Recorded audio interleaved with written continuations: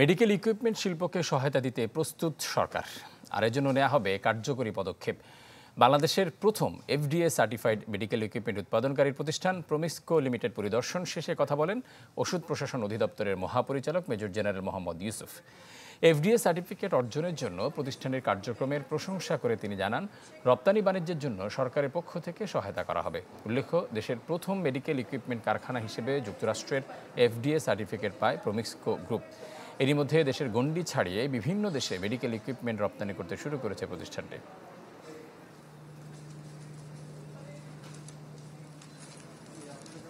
ওনার উদ্যোক্তাকে সাধুবাদ জানাবো, কারণ উনি আজকে 25 বছর হাঁটি হাঁটি পা করে আজকে এই পর্যায়ে আসছে।